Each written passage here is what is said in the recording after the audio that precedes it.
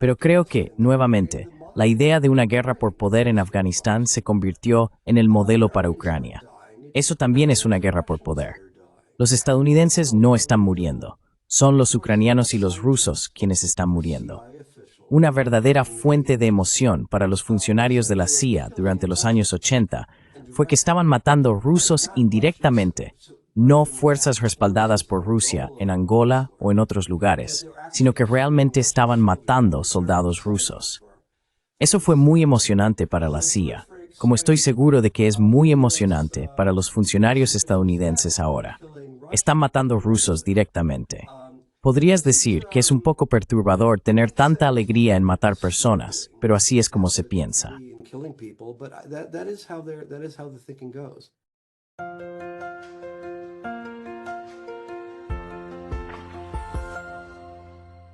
Hello everybody, this is Pascal from Neutrality Studies. Hola a todos, soy Pascal Lotas de Neutrality Studies y hoy estoy hablando nuevamente con el profesor David N. Gibbs, profesor de Historia en la Universidad de Arizona.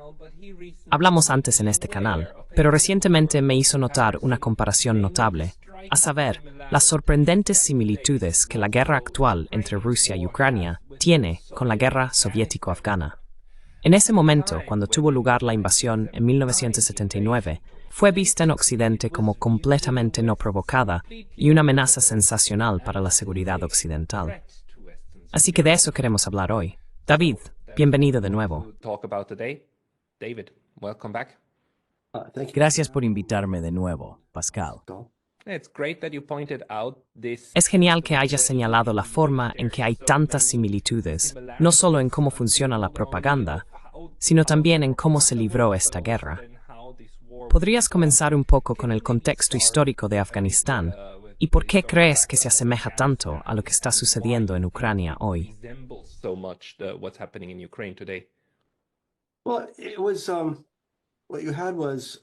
Bueno, lo que tenías era que Afganistán había sido un país neutralista durante la mayor parte de la Guerra Fría.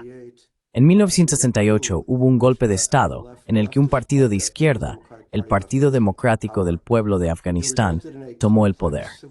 Esto resultó en una compleja guerra civil entre la izquierda afgana y un grupo dispar y desconectado de guerrillas islamistas, colectivamente conocidas como los mujahidines. Luego, el 24 de diciembre de 1979, la Unión Soviética, que había estado apoyando al gobierno de izquierda, removió por la fuerza al líder comunista en Afganistán y esencialmente invadió el país, estableciendo un gobierno títere bajo los soviéticos. Ocuparon Afganistán durante 9 años, saliendo en 1989. Este fue un evento decisivo en la última fase de la Guerra Fría.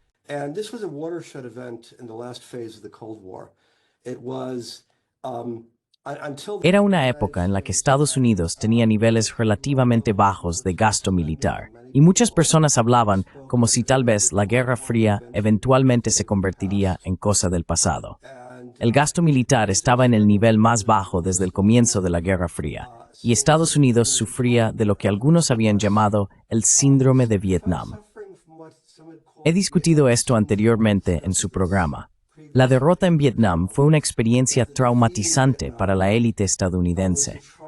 Debo añadir que fue aún más traumatizante para los vietnamitas, pero dejemos eso de lado. Fue una derrota en la guerra, y eso dañó la capacidad de Estados Unidos para intervenir en el extranjero. Gran parte del establecimiento de política exterior, particularmente liderado por los neoconservadores, quería revertir esto, y estaban muy frustrados por no tener la oportunidad de hacerlo.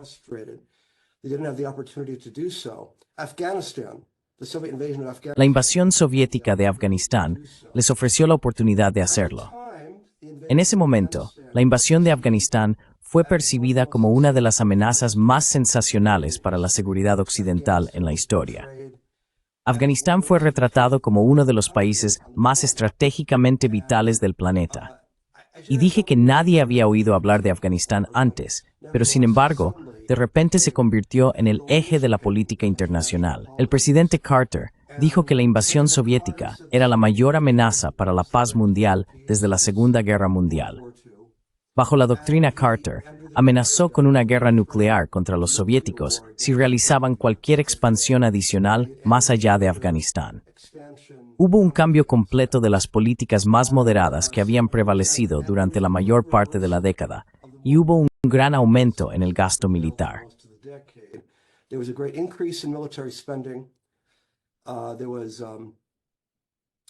Hubo un fin a la distensión, las políticas más moderadas entre los Estados Unidos y la Unión Soviética, y parecía como si esto fuera una invasión no provocada. Esto se martilló, al igual que con algo muy similar. Las comparaciones aquí son muy impactantes con Ucrania, comenzando con el hecho de que fue una invasión no provocada. Escuchamos esto una y otra vez, y un país que era estratégicamente vital. Esto anticipaba una expansión generalizada, mucho más amplia por parte de la Unión Soviética, amenazando la seguridad occidental de la manera más básica.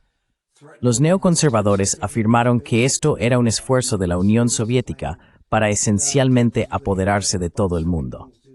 Usaron un lenguaje muy sensacionalista para enfatizar sus puntos. Al igual que hoy, hay afirmaciones de que los rusos no se detendrán en Ucrania. Marcharán hacia el resto de Europa.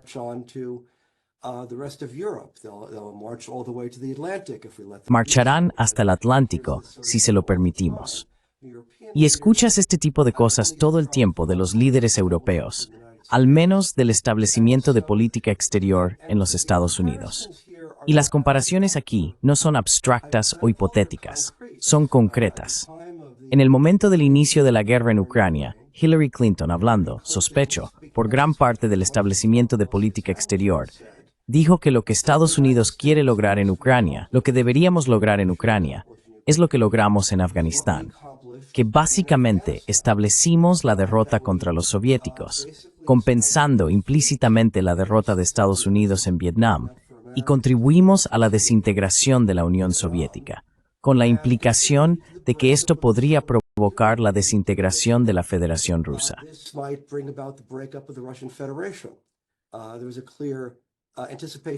Había una clara anticipación de un paralelo aquí. Por supuesto, no resultó de esa manera en Ucrania. Pero sin embargo, creo que eso era lo que el establecimiento de política exterior estadounidense y gran parte de su contraparte europea querían lograr en Ucrania, mirando nuevamente el precedente de Afganistán. Lo hicimos en Afganistán, por lo tanto, podemos hacerlo también en Ucrania. Déjame ver si quieres interrumpir con algo antes de que continúe.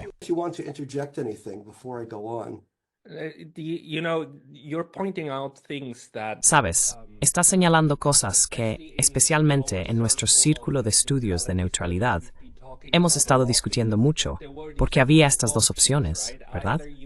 O Ucrania se convierte en la Austria de Europa del Este, o se convierte en el Afganistán. Y hemos estado diciendo durante mucho tiempo que la afganización no puede ser un objetivo. Pero Hillary Clinton realmente dijo eso, y la gente lo dijo.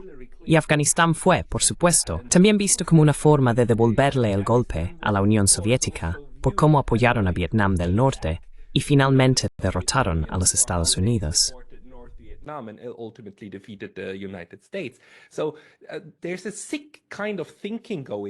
Hay un tipo de pensamiento enfermizo que los lleva a apoyar la ayuda militar para el régimen que luego combate a la otra gran potencia. Por eso todavía hablamos de ambas como guerras de poder. Pero una cosa, ¿puedes hablar un poco más sobre cómo comenzó la invasión en Afganistán? Hay algunas diferencias significativas, pero también en Afganistán tuvo que ver con un cambio rápido de gobiernos e incluso primos y demás matándose entre sí. Y luego hubo una invitación, ¿no es así?, hacia los soviéticos por parte del gobierno comunista. Pero también hubo una traición involucrada. ¿Puedes profundizar un poco en eso?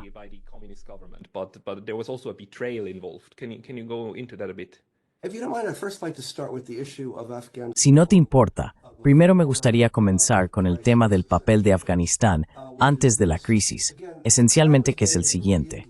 Nuevamente, se afirmó repetidamente durante la crisis que los soviéticos invadieron Afganistán porque era uno de los lugares más estratégicamente importantes del planeta, y por eso lo invadieron. Claramente, esto iba a ser un trampolín para una mayor agresión, probablemente en el Golfo Pérsico. o posiblemente un avance hacia el Océano Índico para abrir un puerto de aguas cálidas, un objetivo histórico de la Unión Soviética. Era uno de esos dos objetivos, y a partir de ahí el mundo básicamente fue como se presentó. Nuevamente, Afganistán fue. Esto se repitió constantemente. Nadie lo cuestionó excepto George Kennan. This was hammered away. Nobody contested it except George Kennan. In the New York Times, George Kennan contested it, but En el New York Times, George Kennan lo cuestionó, pero nadie cuestionó la idea de que Afganistán era estratégicamente vital. Creo que uno de los problemas que tenías aquí es que apenas hay información sobre Afganistán porque no hay especialistas afganos, y los pocos que había, muy probablemente, sospecho, estaban trabajando para la CIA. Es solo una suposición, pero así me parecía. Pero la conclusión es que ahora tenemos muchos documentos. Tenemos documentos del gobierno de Estados Unidos desclasificados. También tenemos muchos de los documentos soviéticos que fueron desclasificados a principios de los años 90 y traducidos al inglés, debo añadir, y están disponibles electrónicamente a través del Woodrow Wilson Center. Y presentan una imagen muy diferente de la prehistoria de la crisis y de la crisis en sí. the prehistory of the crisis and the crisis itself. And the prehistory, if you look at the declassified documents, Y la prehistoria, si miras los documentos desclasificados, muestra que Afganistán había sido considerado como estratégicamente sin valor por el establecimiento de política exterior de Estados Unidos durante décadas, a través de los años 50 y 60. Cosas como las estimaciones de la CIA y los documentos del Departamento de Estado decían abrumadoramente que Afganistán no tiene importancia estratégica para los Estados Unidos. Es demasiado atrasado. Atrasado es la palabra que solían usar en ese entonces. Carece de infraestructura, su gran distancia del mar, su distancia del Golfo Pérsico. Todas estas cosas sugieren que no tiene importancia. Se señaló que es importante para los soviéticos solo porque está en las fronteras soviéticas. Y los soviéticos siempre están preocupados por todo lo que está en sus fronteras. Pero para Occidente no tiene importancia. Hubo una estimación nacional de inteligencia de la CIA, de 1956, planteó Zlatan Prebunsky. I think 1956, which asked the hypothetical question, it noted that the Soviets are presenting no threat. Se señaló que los soviéticos no presentaban ninguna amenaza de invasión, pero se preguntó hipotéticamente si los soviéticos invadieran, ¿qué haría Estados Unidos? Y la respuesta fue básicamente nada, porque Afganistán no tiene importancia estratégica. Se señaló que podríamos protestar en la ONU, podríamos protestar a través de las embajadas, y eso sería todo, porque no es importante. Afganistán era un centro de ayuda exterior soviética. Foreign aid, it was one of the largest recipients of Soviet foreign aid. The Soviets also trained Afghan. Los soviéticos también entrenaron a oficiales militares afganos, y los documentos estadounidenses decían que sus programas de ayuda eran bastante buenos. Elogiaron los programas y dijeron que eran bastante eficientes. Los soviéticos parecían no tener interés en convertir a Afganistán en un país comunista. Era un país neutral en la Guerra Fría, con una inclinación algo pro-soviética, un poco como Finlandia. Se comparaba con Finlandia en aquel entonces, porque Finlandia también era neutral, pero con una ligera inclinación pro-soviética durante la Guerra Fría, como legado del Tratado de 1947 con los soviéticos que puso fin a la ocupación de Karelia. That ended the occupation of Karelia. And one more Y una cosa más. Afganistán no fue parte de la Segunda Guerra Mundial. Fue neutral durante la Segunda Guerra Mundial y también sobrevivió a esa. that one as well. And It had been, yeah, right. And no, Y resistió la ocupación extranjera, derrotando famosamente a los británicos 2 veces, no una, sino 2 veces en el siglo XIX. Había una especie de tradición anticolonial y orgullosa entre los afganos. A pesar de su pobreza, estaban orgullosos de su independencia. Es interesante notar, por cierto, que uno de los arquitectos de la intervención de Estados Unidos allí, un destacado neoconservador, fue un profesor de la Universidad de Columbia llamado Zbigniew Brzezinski, quien más tarde fue asesor de seguridad nacional del presidente Carter. Desempeñó un papel clave en todo esto. Publicó extensamente como politólogo sobre relaciones internacionales durante la Guerra Fría, y en todos sus escritos prácticamente no mencionó en absoluto al país Afganistán. no mention at all the country Afghanistan. I was able to find only a single in a Solo pude encontrar una única mención de Afganistán en una búsqueda exhaustiva de sus escritos a través de JSTOR y otras fuentes. Encontré que Afganistán se mencionaba solo una vez, de pasada, en términos de, ya sabes, enumeraba todos los países que votaron en una resolución particular de la ONU y mencionaba a Afganistán, subrayando que Afganistán era de tan poca importancia que Brzezinski ni siquiera lo mencionó, o apenas lo mencionó. Y, ya sabes, más tarde, por supuesto, insistió en que es estratégicamente vital. Es uno de los países más estratégicamente vitales del planeta. Nunca pareció notarlo antes. En 1973, hubo un caso muy raro en el que un periódico estadounidense de corriente principal mencionó a Afganistán en la portada. U.S. newspaper mentioned Afghanistan on the front page. It was, let me see if I can find the title of this. Déjame ver si puedo encontrar el título de esto. Oh sí, aquí vamos. Este es el título del Wall Street Journal. ¿Codician los rusos Afganistán? Si es así, es difícil entender por qué. El cuerpo del artículo se refería a Afganistán como una vasta extensión de desierto, sin importancia estratégica para nadie. Esa era la opinión consensuada, y también se reflejaba en documentos de Estados Unidos durante décadas. Así que la idea de que Afganistán era estratégicamente importante debe verse como una invención propagandística que era conveniente en ese momento para justificar una política que querían impulsar, a pesar de la completa falta de valor estratégico de Afganistán. Despite Afghanistan's complete lack of strategic value.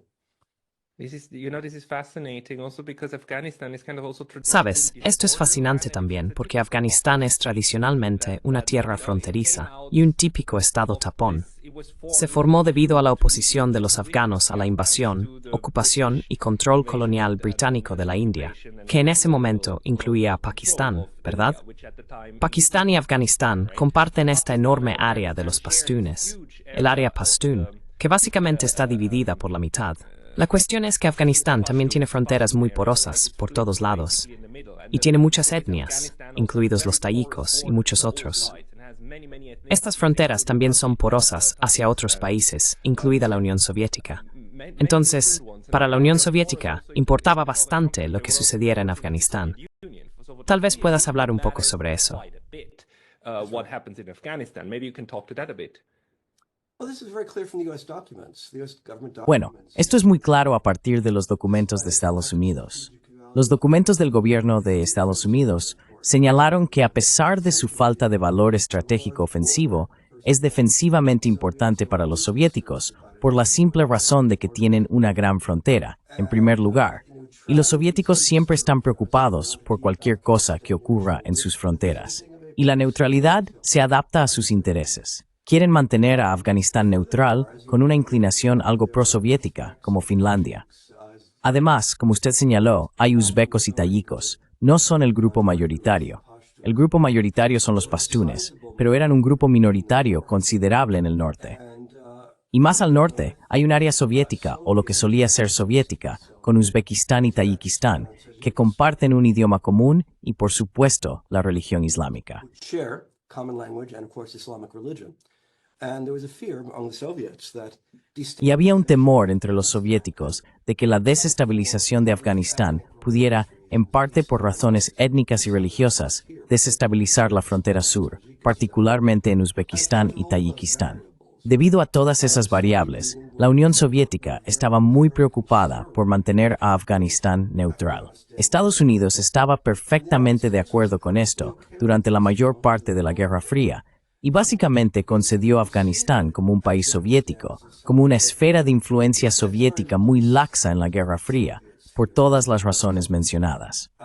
Ahora, eso comenzó a cambiar en 1973, y creo que lo cambió fue la inminente derrota de Estados Unidos en Vietnam.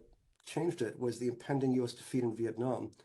And Henry Kissinger decided that in 1973, Y Henry Kissinger decidió que en 1973, debido al hecho de que Estados Unidos se había desvinculado del combate en 1973 con los acuerdos de paz de París de enero, y temía que con los acuerdos de paz de París y la probabilidad de que eventualmente Vietnam del Sur también se volviera comunista, lo cual obviamente sucedió, Estados Unidos necesitaba hacer una demostración dramática del poder estadounidense en alguna parte del mundo para demostrar la potencia del poder americano, si me perdonas la expresión, que todavía somos capaces de actuar como una potencia militar agresiva a pesar de nuestra inminente derrota en Vietnam. Y así, arbitrariamente elegimos dos países para llevar a cabo operaciones encubiertas agresivas.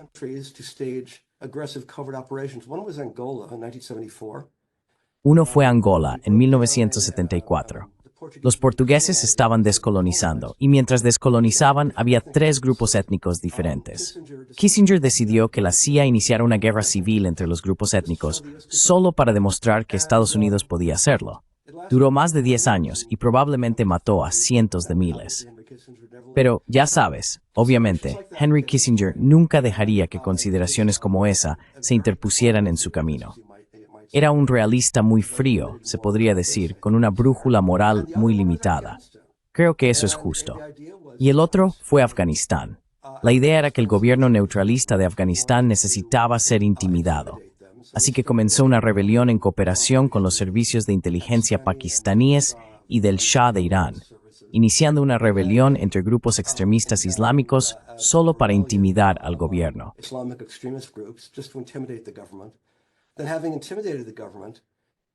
Luego, habiendo intimidado al gobierno, Kissinger hizo que el Shah de Irán utilizara su enorme riqueza petrolera para intentar ofrecer más ayuda que la Unión Soviética. Hasta ahora, Estados Unidos siempre había resistido esto. No querían superar a la Unión Soviética, porque eso sería desestabilizador. Pero ahora Kissinger estaba dispuesto a desestabilizar Afganistán para mostrar la capacidad de Estados Unidos de usar la fuerza para compensar Vietnam, como lo hizo en Angola. Como resultado, el Shah de Irán ofreció un paquete de ayuda masivo a Afganistán, que los afganos aceptaron, para disgusto de los soviéticos. También comenzaron a entrenar a sus oficiales militares en Irán y Egipto, en lugar de en la Unión Soviética, lo que molestó mucho a los soviéticos por alejarlos de ellos. Como parte del acuerdo, el pequeño Partido Comunista Afgano, el PDPA, iba a ser reprimido gradualmente en fases, lo que llevó a un golpe de Estado en 1978. Pero veo quieres hacer una pregunta, así que adelante. Yeah, because this is I didn't know about this. The history that I Sí, remember porque no sabía leading sobre out esto. of Afghanistan and how La historia que recuerdo haber leído sobre Afganistán y cómo se desarrolló se centra únicamente en las dinámicas internas de Afganistán y cómo el rey fue derrocado mientras estaba de viaje en Suiza, creo. Y luego cómo el Partido Comunista internamente comenzó a pelear entre sí y cómo en algún momento Brezhnev, que en el 79 ya era muy viejo y muy, quiero decir, el Joe Biden de su tiempo, probablemente decidió invadir. Y eso fue un gran error. Recuerdo que se describe como el mayor error de la Unión Soviética sin una buena razón, al menos en los libros de historia que leí. Y me estás diciendo que, oh no, hubo una participación muy fuerte de la CIA y de Estados Unidos en desestabilizar políticamente el país con este acuerdo y también de manera encubierta.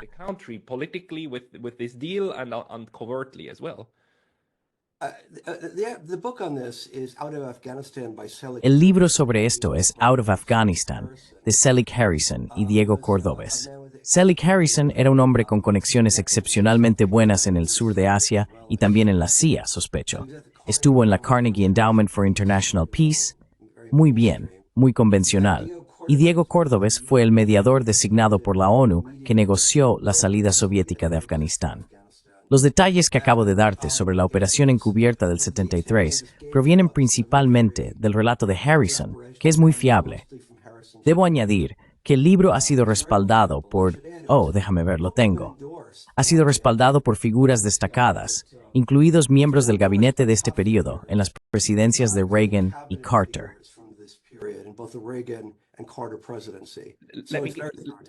Están orgullosos de eso, ¿verdad? No hay duda. No hay duda. Este es un motivo de gran orgullo para los funcionarios estadounidenses que participaron en esta operación. Y el orgullo se desprende de sus entrevistas y demás. Se percibe una y otra vez.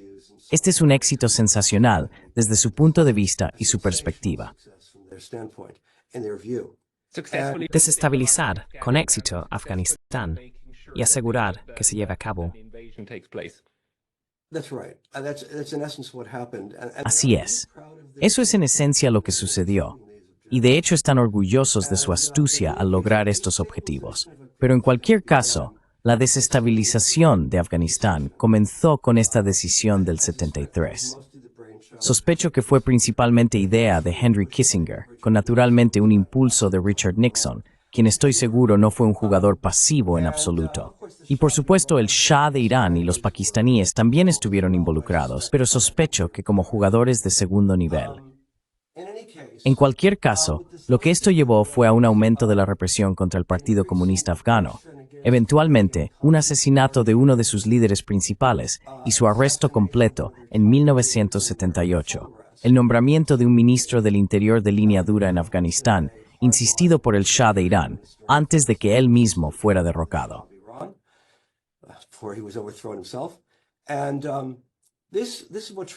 Y esto es lo que desencadenó el golpe. El Partido Comunista Afgano contactó a un coronel de la Fuerza Aérea bien conectado, y el coronel de la Fuerza Aérea, que había sido entrenado en Moscú, lanzó un golpe, básicamente derrocó al gobierno e instaló al PDPA en el poder. Ahora la pregunta, siempre se asumió que los soviéticos habían orquestado este golpe, pero la evidencia presentada por Harrison y Cordovez sugiere que la evidencia pesa en contra de esto. La evidencia que ha salido a la luz desde el final de la Guerra Fría sugiere que la estación del KGB soviético y la embajada realmente no confiaban en el Partido Comunista Afgano, particularmente en la facción que estaba en el poder. Como usted señaló, había mucha lucha faccional violenta entre los dos.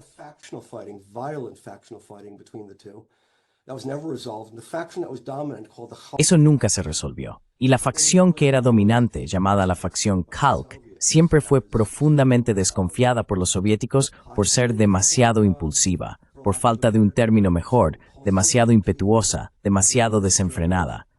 La facción favorecida, llamada la facción Parcham, fue subordinada a la facción Khalq.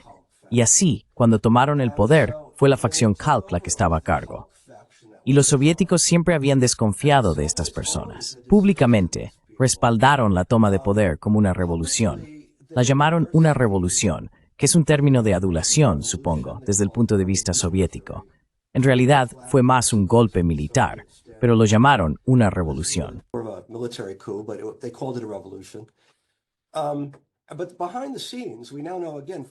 Pero detrás de escena, ahora sabemos, nuevamente, tanto por los documentos soviéticos como por los documentos estadounidenses, que Estados Unidos tenía una embajada allí y estaban informando a Washington. Sospecho que muchos de esos cables de la embajada eran en realidad cables de la CIA, pero no están identificados como tales. Y lo que todo indica es que los soviéticos realmente no confían en las personas que están en el poder en Afganistán. Los apoyan porque sienten que no tienen otra opción. En cualquier caso, los extremistas afganos comenzaron a implementar cambios sociales rápidos, incluida una reforma agraria, que se implementó de manera muy descuidada. También establecieron la igualdad de los sexos.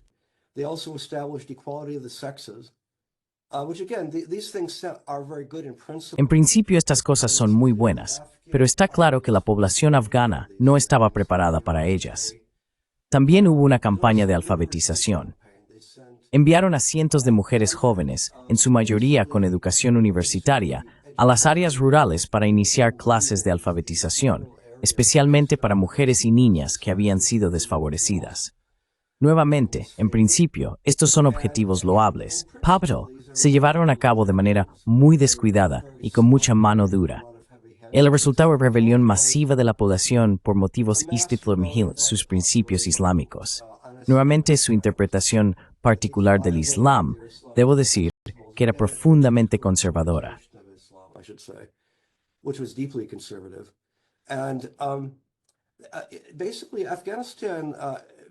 Básicamente, muchos afganos, por pobres que fueran, tenían acceso a rifles Lee Enfield de la Primera Guerra Mundial, el rifle estándar emitido por los británicos durante la Primera Guerra Mundial, que fueron en cierto modo copiados por armeros en pequeños talleres en Pakistán. Aparentemente estaban ampliamente disponibles en Afganistán. Los hombres sacaron sus Lee Enfields, o copias de Lee Enfield, de sus almacenes y comenzaron a disparar o matar a los comunistas afganos, a menudo de maneras muy desagradables, debo añadir. Este fue el comienzo de una guerra civil. Los mujahidines nunca fueron un único, eran en su mayoría grupos dispares. Había muy poca unidad entre ellos, pero comenzaron a matar a los comunistas afganos mientras intentaban implementar sus reformas.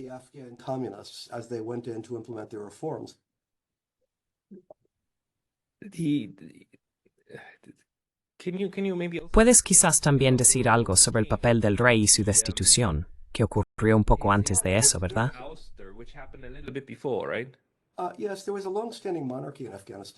Sí, hubo una monarquía de larga data en Afganistán. Fue derrocada en un golpe en el 73, que instauró una república. La república estaba encabezada por el primo del rey, por lo que no fue un gran cambio. El informe de la CIA sobre esto decía: no esperamos mucho cambio en la forma en que Afganistán es gobernado. Principalmente, el gobierno central tiene poca influencia en las áreas rurales, que en su mayoría se gobiernan a sí mismas, y no esperamos que se vuelva más o menos prosoviético como resultado de esto. Básicamente, sugirieron que el golpe fue inconsecuente para todos los propósitos prácticos. Y así, cuando los soviéticos realmente derrocaron al primo, el rey ya había sido derrocado en el 78. El derrocamiento en el 78 fue violento. Hubo muchas ejecuciones y fue un asunto sangriento. El primo fue ejecutado junto con gran parte de su séquito, y los soviéticos básicamente, como dije, luego quedaron atrapados en un embrazo.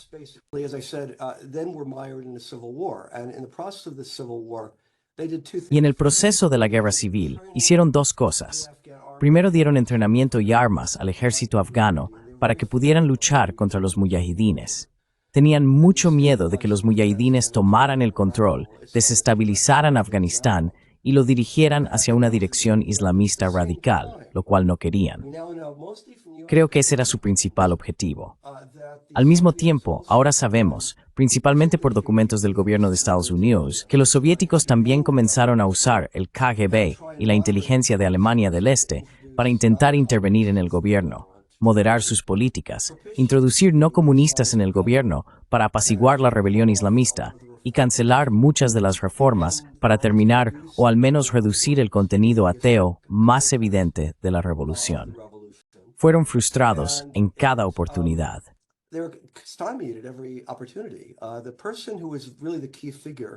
La persona que realmente fue la figura clave no fue el presidente, sino el ministro de Asuntos Exteriores, Hafizullah Amin.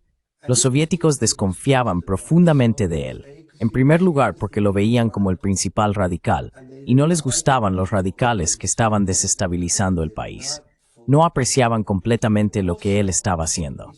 Además, estudió en los Estados Unidos y en un momento estuvo involucrado en un grupo de fachada de la CIA.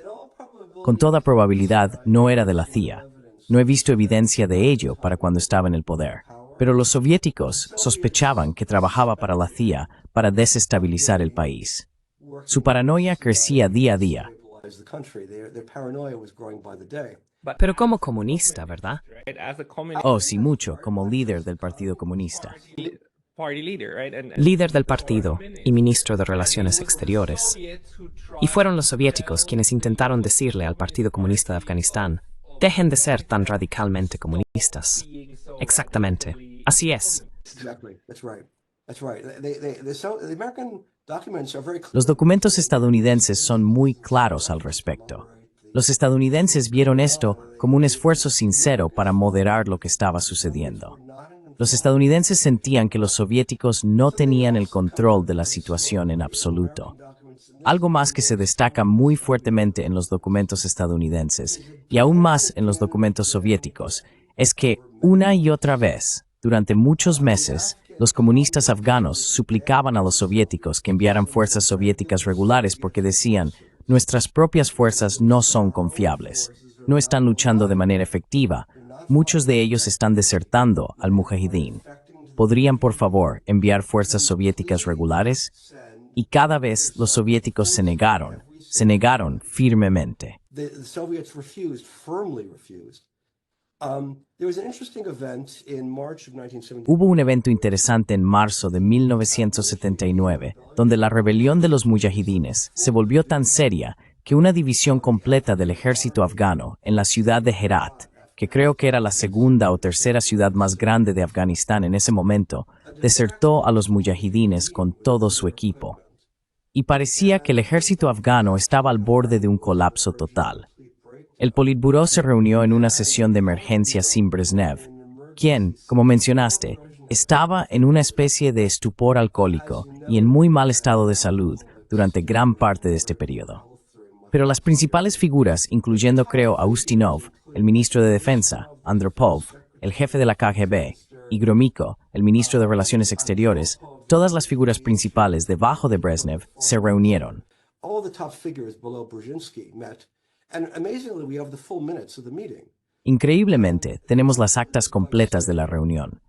Concluyeron diciendo que a pesar del riesgo, no había manera de que fueran a enviar tropas a Afganistán, porque significaría que tendrían que empezar a disparar a civiles, ya que el ejército afgano era poco fiable. Comenzarían a disparar a civiles, y eso sería una imagen terrible para la Unión Soviética. Significaría el fin de la distensión, y evidentemente querían preservar la distensión, estando muy ansiosos por hacerlo. En todos los documentos soviéticos no hay ninguna mención que haya podido encontrar de Afganistán como un trampolín hacia el Golfo Pérsico o como una base para futuras agresiones. Toda la discusión está orientada defensivamente. Is defensively oriented. All right, and it seems that this was something known to the Americans because Y parece que esto era algo conocido por los estadounidenses, porque esto es lo que también se mencionó en los documentos estadounidenses. Los soviéticos realmente no querían invadir, pero al final puede que no hayan tenido otra opción, según lo que decían los estadounidenses, dado por qué las cosas se estaban saliendo de control. Y la pregunta es, ¿qué cambió la opinión de los soviéticos? ¿Por qué finalmente invadieron? Hay dos razones. Una es Hafizullah Amin. Los soviéticos estaban tan desesperados que a finales de 1979 tenían un plan para organizar un golpe contra Amin para dar pleno poder al presidente, cuyo nombre era Mohammad Nur Taraki. No era muy efectivo y era una figura muy débil, pero decidieron usarlo como parte de un esfuerzo para purgar a Amin y ya sea expulsarlo del partido o tal vez matarlo. and either kick him out of the party or maybe kill him. It's not clear, but that was the plan. No está claro, pero ese era el plan. Amin se enteró del esfuerzo y organizó un golpe preventivo, mató a Taraki y purgó el partido en la otra dirección. Los soviéticos estaban muy desesperados en ese momento, con el hombre en quien no confiaban ahora en pleno poder. Además, comenzó a reunirse en secreto con funcionarios de la embajada estadounidense a espaldas de los soviéticos, quienes, por supuesto, se enteraron de esto. Tuvo una entrevista con el Los Angeles Times en la que dijo públicamente que Afganistán ya no querría depender de un solo país extranjero para obtener apoyo, sino que buscaría un apoyo más amplio de otros países extranjeros. Broader support from other foreign countries, and everybody knew what that meant. And so Y todos sabían lo que eso significaba. Y así parecía que Afganistán iba, la frase que creo que se usaba a menudo era hacer un Sadat. Sadat había alejado a Egipto de los soviéticos hacia los Estados Unidos, y el temor era que Amin hiciera lo mismo con Afganistán en las fronteras soviéticas, nada menos. Y eso fue una fuente de gran temor para los soviéticos. Los estadounidenses no parecen haber tenido ningún interés en apoyar a Amin, que realmente era una figura muy inestable y sedienta de sangre. Y los soviéticos no sabían esto, ¿verdad? had any interest in backing, but the Soviets didn't know this, right? So that was problem one. The second Entonces ese fue el primer problema. El segundo problema fue que el 3 de julio de 1979, el presidente Carter, por recomendación de su asesor de seguridad nacional, Zbigniew Brzezinski, firmó lo que se llama un hallazgo de la CIA, es decir, una decisión presidencial sobre operaciones encubiertas, que ordenaba el suministro de varios cientos de miles de dólares en ayuda no letal a los mujahidines, en secreto, por supuesto. Pero solo era un secreto para el público estadounidense, y debieron darse cuenta de que los soviéticos se enterarían. Y eso, por supuesto, aumentó en la paranoia, y por esa era la intención de esto. would, of course, increase the paranoia, and it seems that was the intention of this. It seems the motive here This is information. Parece que el motivo aquí, según la información proporcionada por Brzezinski, era aumentar la paranoia soviética y aumentar la probabilidad de una invasión. De acuerdo, esta es una afirmación sensacional que estoy haciendo aquí y entraré en las pruebas de esto en un momento, pero quiero señalar cómo esto contradice todo lo que estoy diciendo aquí, lo cual básicamente contradice el registro público al 100%, porque siempre se afirmó que Afganistán es tan estratégicamente vital que cualquier invasión soviética sería un gran revés para la seguridad occidental. Pero por el contrario, Brzezinski lo veía como un activo. Lo veía como algo positivo que quería lograr. So it is a positive thing that he wanted to achieve. And the claim was also made that Soviet Y también se afirmó que los argumentos soviéticos de que Estados Unidos estaba interviniendo antes de que ellos invadieran eran mentiras absolutas. Lo recuerdo muy bien. Los soviéticos hicieron esa afirmación y nadie lo creyó. Yo no lo creí en ese momento. Pero era cierto. Era cierto. Muy bien. Y así fue como el público estadounidense fue engañado y la opinión pública mundial fue engañada. Bueno, los soviéticos no fueron engañados. En general, las operaciones en Kurd solo son secretas para el público. Por general, no suffice para el país afgano. Ese es un tema en el fall. that's a common theme during the Cold War. And Y esto proviene de documentos desclasificados, en el caso específico de lo que estoy diciendo sobre Brzezinski. about Brzezinski, that's an interview with Brzezinski, he gave at length. Esa es una entrevista con Brzezinski en profundidad y también una entrevista con su principal asistente militar, el teniente general William Odom, quien dijo lo mismo. Muy bien. Y es una especie de afirmación separada y paralela que apunta en la misma dirección, que es la provocación deliberada de la invasión. Deliberate provocation of the invasion. And Right. provocation. Il mtało alimentad el mienius la Unión Soviética. It's sobre lo que step overseas en Afganistán. Now the Americans want the Mujahideen to win. They're actively Los estadounidenses querían que los mujahidines ganaran. Estaban interviniendo activamente en el conflicto y mintiendo al respecto. Combinado con lo que Amin estaba haciendo y el hecho de que Amin tenía este posible trasfondo de la CIA, por supuesto, los hizo extremadamente paranoicos. Probablemente exageraron las intenciones de Estados Unidos. No creo que Estados Unidos tuviera la intención de establecer bases en Afganistán, al menos no hay evidencia de ello. Pero nuevamente, los soviéticos no sabían nada de esto, pero sí sabían que Estados Unidos estaba interviniendo, que Amin tenía todo el poder y que estaba hablando de querer inclinar a Afganistán hacia los estadounidenses. Todo esto activó el nivel más alto de alarmas en Moscú. set off the highest level of alarm bells in Moscow. And so I think it was at that point Y así creo que fue en ese momento en el otoño, comenzando en el verano, pero aún más en el otoño después del éxito de Amin en su contragolpe, que esto llevó a los soviéticos a decidir la invasión a pesar de los riesgos. Y parece que los soviéticos sí entendieron que los riesgos eran muy altos. La idea de que esta fue una operación completamente imprudente de su parte y una total falta de preocupación y conciencia sobre los riesgos, creo que exagera el asunto. Creo que hubo cierta preocupación.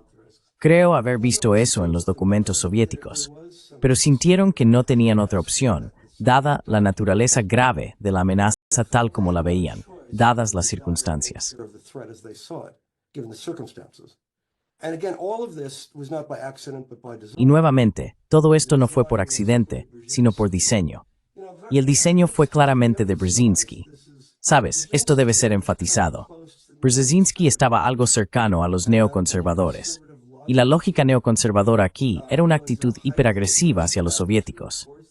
Terminar con la distensión era muy importante para ellos, y evidentemente también lo era para Brzezinski. Y fue la distensión la que terminó con la invasión de Afganistán. Sospecho que Carter en este punto ya se había alineado con la línea neoconservadora, pero estaba buscando un pretexto para justificarlo. Verás, el problema aquí es que Estados Unidos todavía tenía elecciones. Había una democracia de la que estábamos hablando.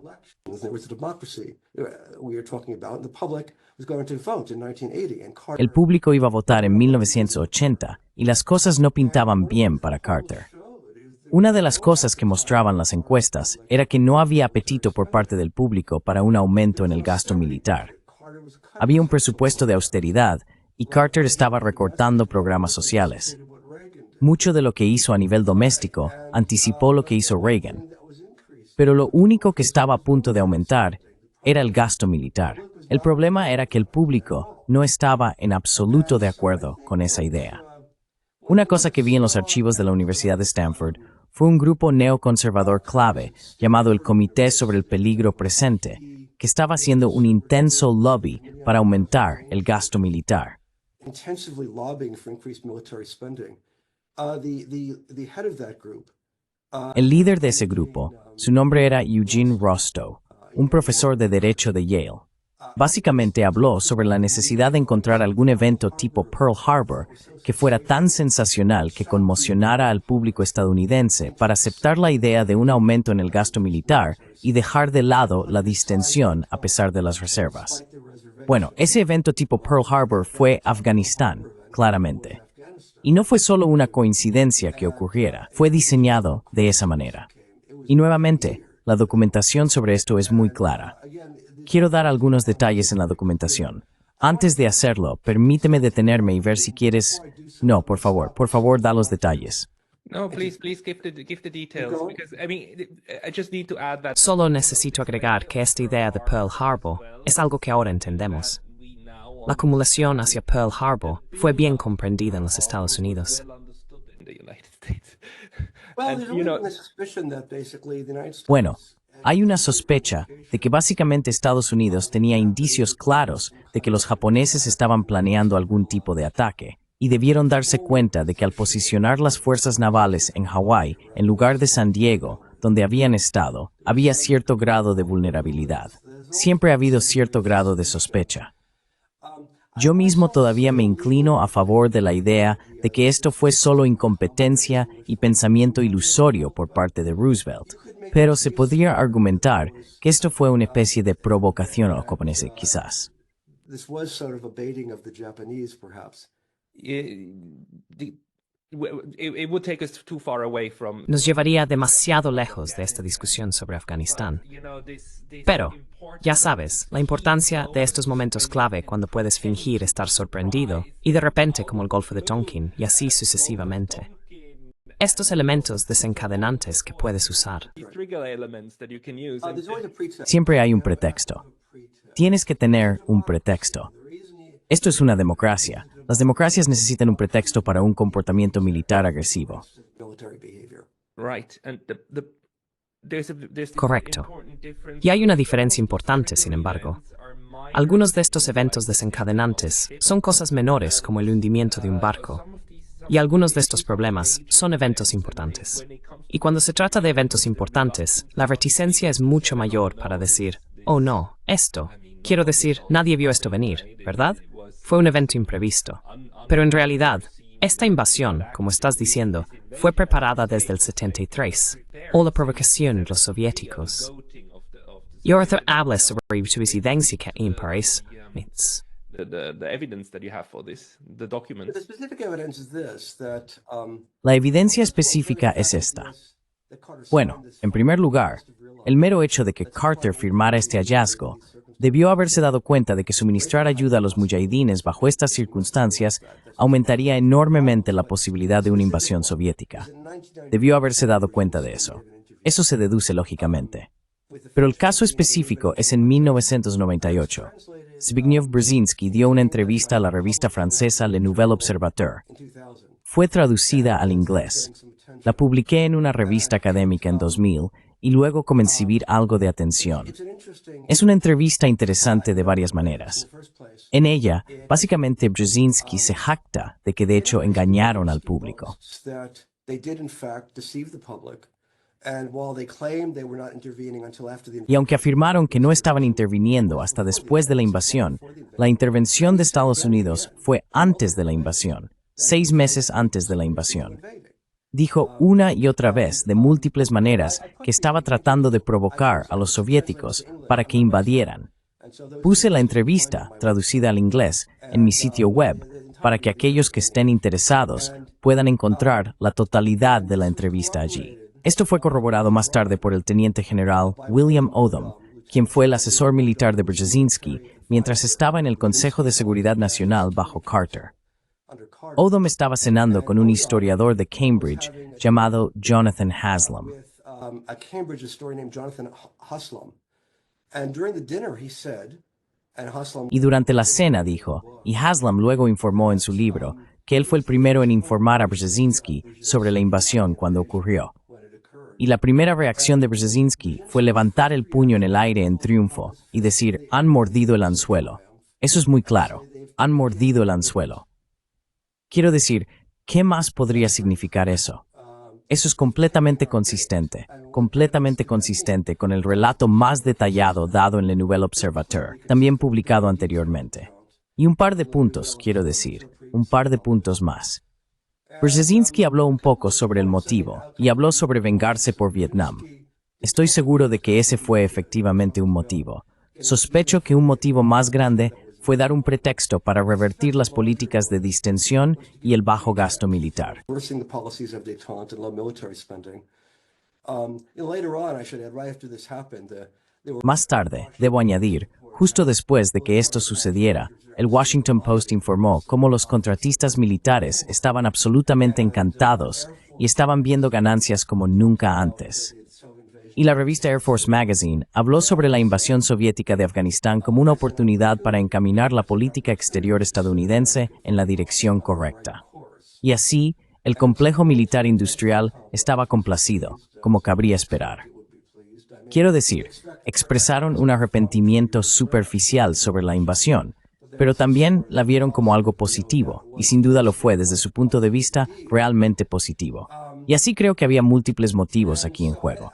Creo, nuevamente, que revertir la distensión lo vería como el motivo más importante.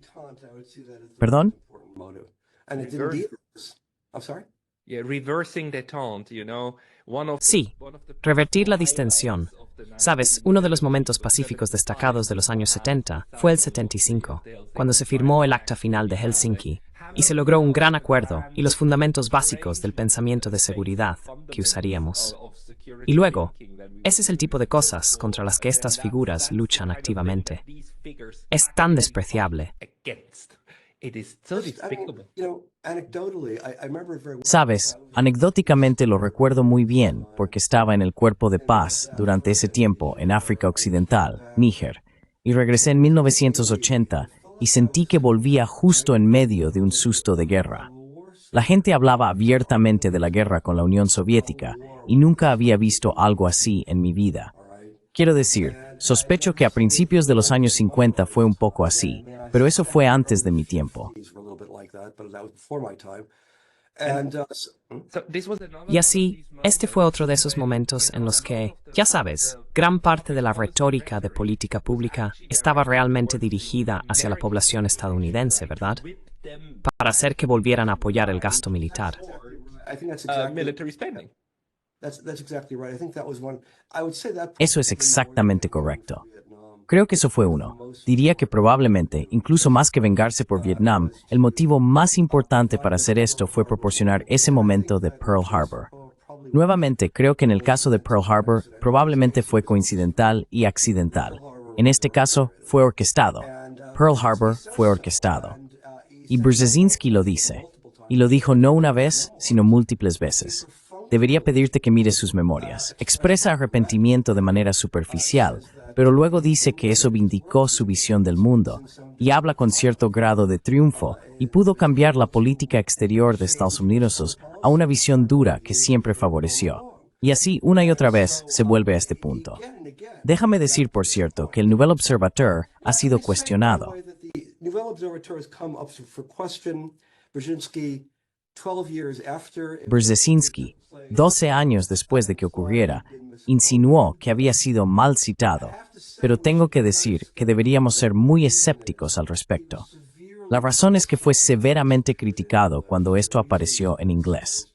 Y la razón por la que fue criticado no fue tanto por lo que acabo de decir, sino en el contexto de la entrevista. Ridiculizó la idea de que el extremismo islámico es una amenaza para la seguridad estadounidense, y pareció implicar que sí, empoderamos al extremismo islámico. No negó eso. No negó que muchos de los grupos que apoyamos, los grupos mujahidines, evolucionaron hacia los talibanes y Al-Qaeda. No lo negó en absoluto, pero dijo, ¿cuál es el gran problema? No es un gran problema. Y así, después de los ataques terroristas de 2001, por supuesto, eso no se veía tan bien.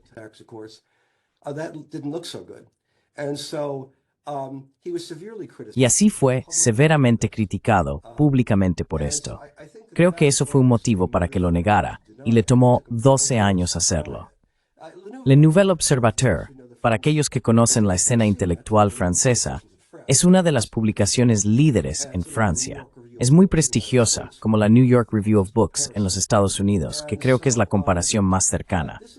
No hay duda de que lo que dijo allí era cierto, y se informó con precisión, y fue corroborado por la declaración de William Odom, según lo informado por Haslam.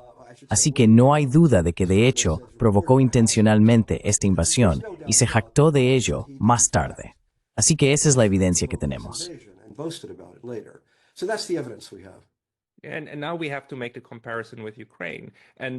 Y ahora tenemos que hacer la comparación con Ucrania. ¿Y hasta qué punto la catástrofe en Ucrania ha sido premeditada? Y ahora también está en el registro público, ¿verdad? A través de muchos artículos, incluso del New York Times, ¿verdad? Y esta provocación del enemigo, o del otro significativo, que necesitas para cumplir tus propios deseos militaristas. Puedes hacer un par de conexiones con Ucrania.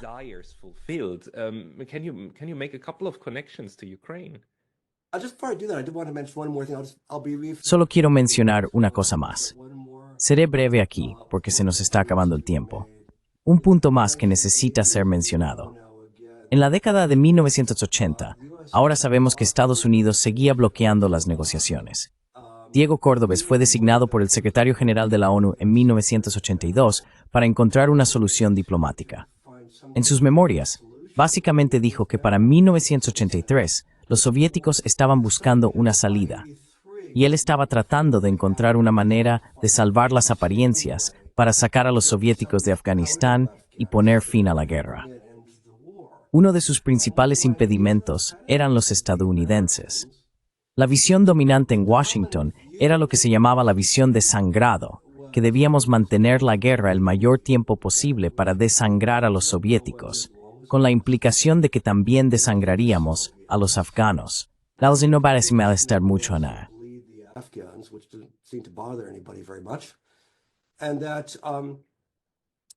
Y así, básicamente, tomó años más para que la política cambiara. Hubo una reorganización en la administración de Reagan por una variedad de razones. Muchos de los intransigentes tuvieron que salir de la administración a finales de los 80, y finalmente los esfuerzos de Diego Córdovez dieron fruto, y los soviéticos se retiraron a principios de 1989 bajo un acuerdo negociado por Córdovez.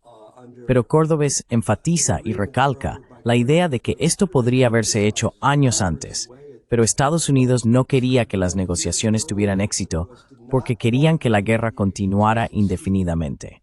Ese es un punto básico aquí. Realmente no hubo negociaciones. Realmente era la posición estadounidense dar un servicio de palabra a las negociaciones públicamente, pero tras bambalinas, tanto como fuera posible. Muy bien. Esa es, por supuesto, Adam Mesreni. Sí, lo cual es muy reminiscente de lo que sucedió en 2022, y cómo los rusos y los ucranianos casi llegaron a un acuerdo. Estuvieron tan cerca. Sí. Y así, de nuevo, creo que hubo una provocación a Rusia, no hay duda de ello. Con la ruptura del acuerdo de no expandir la OTAN, la negativa a permitir que Rusia se uniera a la OTAN cuando querían unirse, y la decisión de seguir expandiéndose fase tras fase, rompiendo una línea roja tras otra.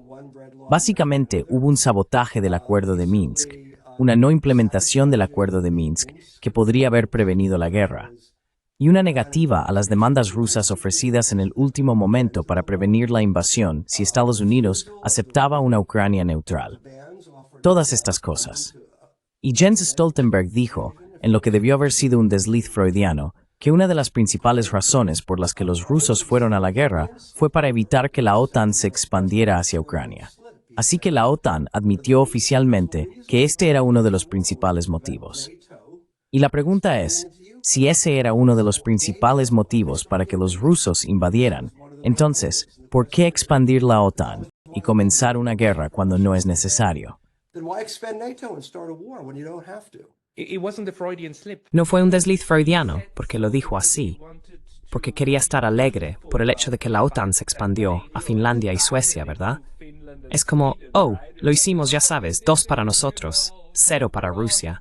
Well, there's no doubt he was gloating, although he must. No hay duda de que estaba regodeándose, aunque debió haberse dado cuenta de que lo que estaba haciendo era socavar todo lo que la OTAN había afirmado sobre ese tema durante años hasta entonces, donde la afirmación oficial era que la invasión rusa no tenía nada que ver con la OTAN. Eso era una mentira. Cuando admitió que tenía todo que ver con la invasión, contradijo años de propaganda de la OTAN. De todos modos, Years of NATO propaganda. Anyway. No, the thing is that this propaganda uses contradictory. La cuestión es que esta propaganda utiliza una lógica contradictoria como pilares centrales. Por un lado, afirma que la expansión de la OTAN no tiene nada que ver con esto, y que Rusia es débil de todos modos. Por otro lado, Rusia es la mayor amenaza para la OTAN de todos los tiempos. Por lo tanto, la OTAN necesita fortalecerse. Esto es puramente contradictorio. Y estos momentos son, por supuesto, momentos en los que cambian de una narrativa a otra. Entonces, la pregunta que me surge es, ¿cómo actuarían los estados? Todavía veo que Rusia cometió un error en 2022 porque fue incitada a esto. Pero de nuevo, lo que muestra el caso de Afganistán es que creas situaciones no solo donde la incertidumbre se vuelve insoportable, sino también donde realmente empujas la línea roja. Empujas mucho más allá de lo que sabes que es la línea roja del otro. Y si el otro quiere mantenerse internamente coherente y mantener a raya a sus propios radicales, ¿qué más vas a hacer, verdad? Porque también necesitas ser coherente con tu propia base, ¿verdad? To be consistent toward your own constituency as well, right? Let me answer. déjame responder. Quiero decir, vería esta invasión rusa como un error en el sentido de que, básicamente, en mi opinión, la única justificación para la guerra es la autodefensa clara contra una amenaza inminente a tu seguridad nacional. Y los rusos no enfrentaban una amenaza que, la presencia de Ucrania, como un estado de la OTAN, con bases de la OTAN, posiblemente con misiles de largo alcance, habría debilitado la seguridad rusa, pero no habría sido una amenaza inminente. Creo que lo más importante es que para los rusos, no haber invadido habría significado que la OTAN y los Estados Unidos habrían humillado a Rusia. NATO and the United States would humiliate Russia, and they were trying to avoid humiliation. Y estaban tratando de evitar la humillación. No tengo ninguna duda de que Estados Unidos, por cierto, habría hecho lo mismo. Pero el miedo a la humillación, en mi opinión, no es una justificación para la invasión. Así que los rusos, en mi opinión, deberían haber aceptado la humillación y la seguridad algo debilitada, que realmente no era una amenaza inminente, sino una amenaza más general a largo plazo, no suficiente, en mi opinión, para justificar la invasión, y simplemente haberlo aceptado en lugar de invadir. El problema es que no puedo imaginar que ningún líder ruso hubiera hecho eso, o que ningún líder estadounidense en una situación similar hubiera hecho eso. Or any American leader in a similar situation would have done that. Yeah. And This is- so here we go. This is just not how they act. Esto simplemente no es como actúan. Esto no es como actúan las grandes potencias, y lo sabemos. Y el miedo de que estas operaciones encubiertas se lleven a cabo en tu territorio, hay varios puntos posibles de ataque. El Cáucaso del Norte, por ejemplo, sería un lugar obvio para intentar iniciar pequeñas rebeliones y grupos armados. Quiero decir, esta forma de los Estados Unidos de librar guerras o conflictos utilizando estas operaciones encubiertas, de las cuales ahora hay muchos libros. Hay muchos libros sobre cómo Estados Unidos ha estado haciendo esto por todas partes. Es simplemente tan inherentemente peligrosa. No solo peligrosa, quiero decir, es... Nuevamente, hay personas, y lo sabemos, gracias también a ti, que están contentas con tener una guerra por poder, ¿verdad? Están contentas de hacer esto para desestabilizar países. They're happy to do this to destabilize countries. That also is a legacy of Vietnam. Eso también es un legado de Vietnam. Vietnam, por supuesto, se luchó regularmente con fuerzas de combate, y la guerra fue desacreditada, en parte porque murieron 58,000 estadounidenses. Y eso desacreditó toda la idea de intervención por un tiempo. Así que la solución fue una guerra por poder, hacer que otras personas lucharan por nosotros. Y Afganistán, por supuesto, fue la guerra por poder, por excelencia, donde solo proporcionaron todo el entrenamiento necesario y todas las armas necesarias, armas ligeras en este caso, y los afganos hicieron el sacrificio. Y eso fue desde el punto de vista estadounidense perfecto. Los afganos no lo apreciaron, por cierto. Y eventualmente creo que para 1889 o 1990, el New York Times tenía un artículo, Afganistán ahora odian a los estadounidenses. Muy bien. Y así los afganos no apreciaron eso al final.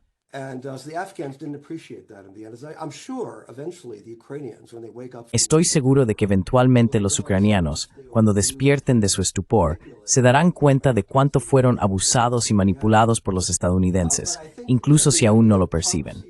Pero creo que, nuevamente, la idea de una guerra por poder en Afganistán se convirtió en el modelo para Ucrania. Eso también es una guerra por poder. Los estadounidenses no están muriendo.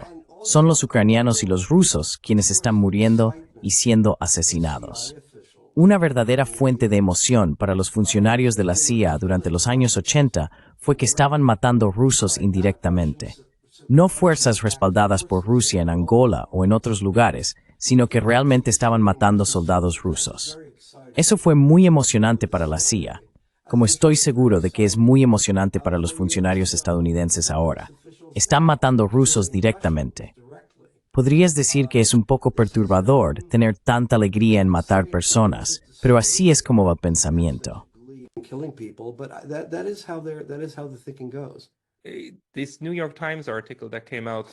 Este artículo del New York Times que salió hace 2 semanas habla sobre el nivel de integración operativa, y cuánto Estados Unidos, como dice el artículo, apoyó a Ucrania.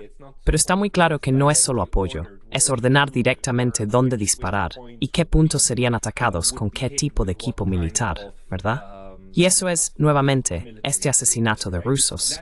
Y no solo de rusos en Ucrania, de soldados, sino también de atacar infraestructura dentro de Rusia. Y todas estas cosas son obviamente conocidas por los rusos porque nos lo dijeron. Vladimir Putin lo dijo.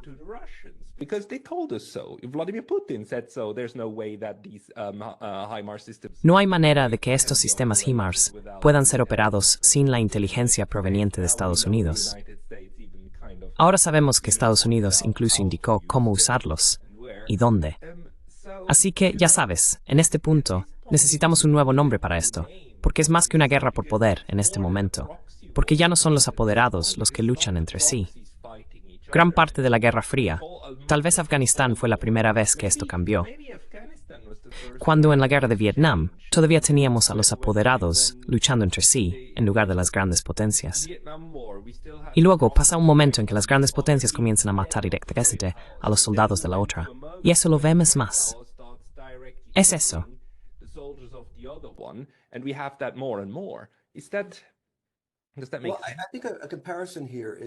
Creo que una comparación aquí es una cierta imprudencia, y esto se señaló en los años 80, que al matar soldados rusos en la frontera rusa, Estados Unidos está jugando con fuego y arriesgando una guerra nuclear.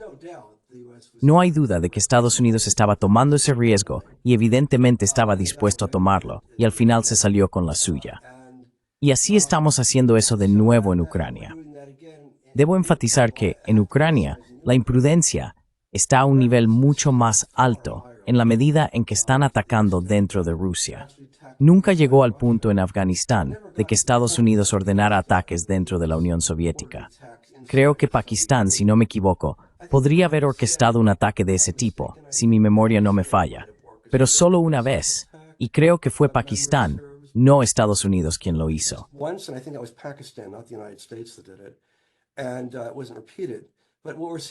Y no se repitió. Pero lo que estamos viendo ahora, o al menos hasta hace poco, ha sido una disposición a acercarse al riesgo de guerra nuclear hasta el punto de que en un momento la CIA estimó el riesgo de que los soviéticos, los rusos, debería decir, usaran armas nucleares tácticas, creo, en un 50. Y a los Estados Unidos no parecía preocuparles particularmente eso. No hubo alboroto en el Congreso, ni en ninguno de los principales parlamentos de Europa.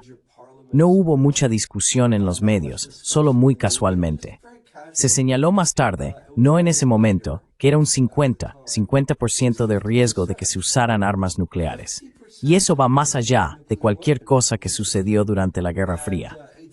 Nunca hubo un momento en la Guerra Fría en el que ese grado de imprudencia y toma de riesgos se llevara a ese grado. Así que esto va incluso más allá de lo que se hizo en Afganistán. So this goes even beyond what was done in Afghanistan. It's unbelievable to me that this Es increíble para mí que creo que imprudencia es la palabra correcta, esta forma despreocupada de tratar con la mayor amenaza para la humanidad jamás vista simplemente se esté tomando. Y si invirtieras la situación e imaginaras lo que sucedería si supieras que en Moscú la gente está enviando planes para matar a soldados estadounidenses en Texas con la ayuda de mexicanos, ya sabes. Quiero decir, Estados Unidos obviamente ya habría usado armas nucleares. Creo que no hay duda. already have used nuclear weapons. I think there's no doubt. I was very entertained when Me divertí mucho cuando Timothy Snyder de la Universidad de Yale, quien recientemente se mudó a Toronto, un gran defensor de la escalada, se burlaba de la idea de que la guerra nuclear es un gran riesgo. Y dijo además, no podemos ceder ante el chantaje nuclear. Están usando el chantaje nuclear contra nosotros. Y pensé, la única razón por la que cualquier país tiene armas nucleares es para hacer chantaje nuclear.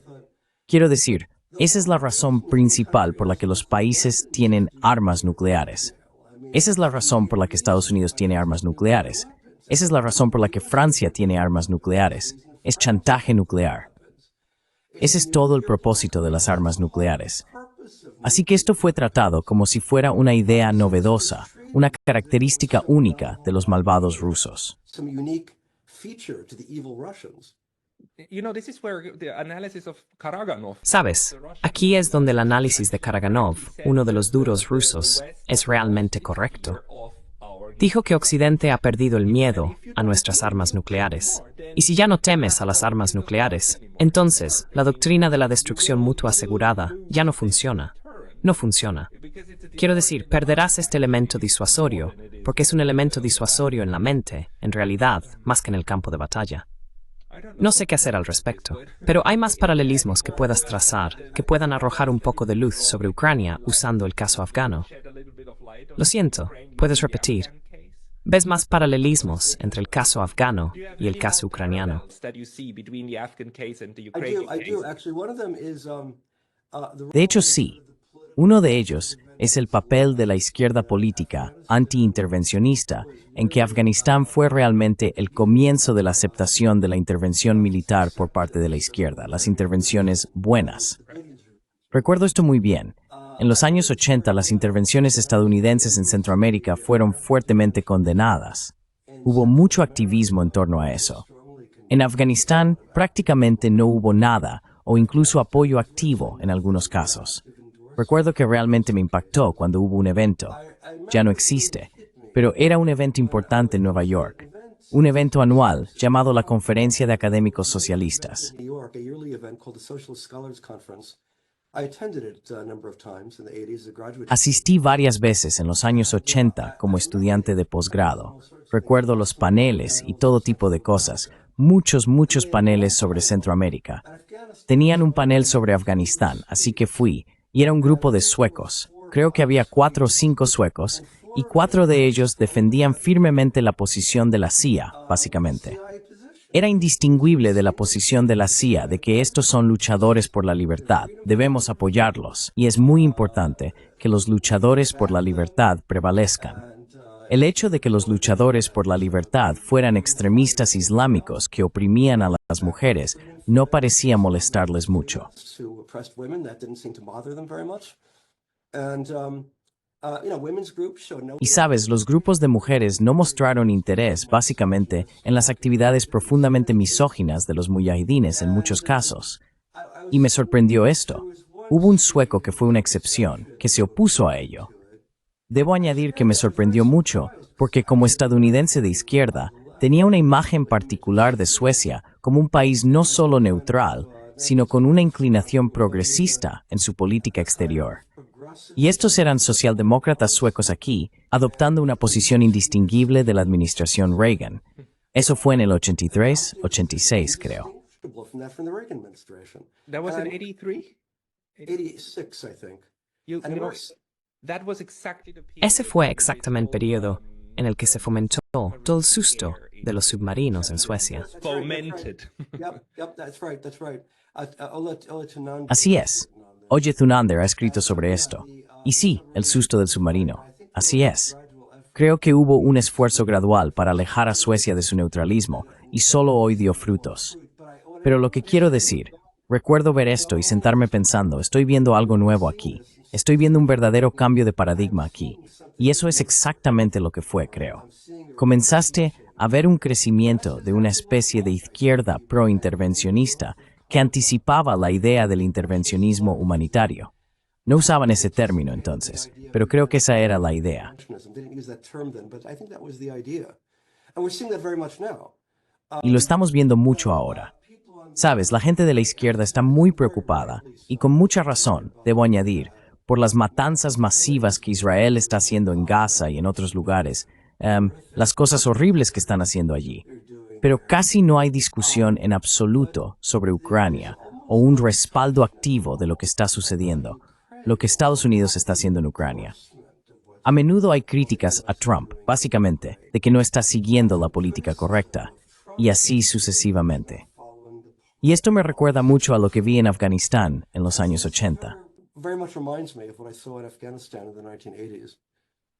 Yeah, the comparisons are striking. And so the Sí, US las comparaciones son sorprendentes.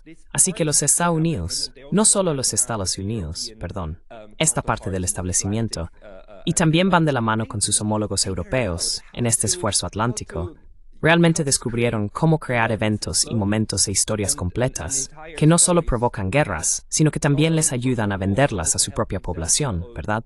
Y hasta alinean a la izquierda antiguerra. Y esto es lo que tenemos ahora. La izquierda y el movimiento por la paz, a través de Ucrania, han sido básicamente disueltos.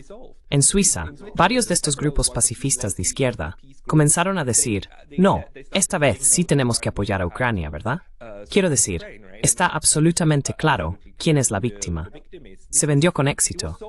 Desmantelaron a sus propios pacifistas y los hicieron imposibles. And make them impossible. That's quite right. That's exactly what happened at other countries. Eso es bastante correcto. Eso es exactamente lo que sucedió en otros países, especialmente en Alemania. He mencionado al Partido Verde, la notable transformación del Partido Verde a lo largo del tiempo. Y así que, creo que sí, esto comenzó en Afganistán. Así que veo a Afganistán como teniendo una especie de influencia seminal aquí. Y ya sabes, está con nosotros hoy. Desafortunadamente, de nuevo, solía haber un movimiento contra la guerra nuclear, y eso se ha disuelto. Y en estas no parecido. Time it you. Dissolved. There's nothing like it anymore. It's all gone. No, we have to build a new one, new peace movement. Ahora tenemos que construir uno nuevo, un nuevo movimiento por la paz y un nuevo movimiento neutralista para trabajar en su contra. Pero es muy importante entender estos mecanismos, los mecanismos psicológicos y tácticos, para jugar con la guerra y el fin de la humanidad. David, ¿quieres añadir algo en este punto?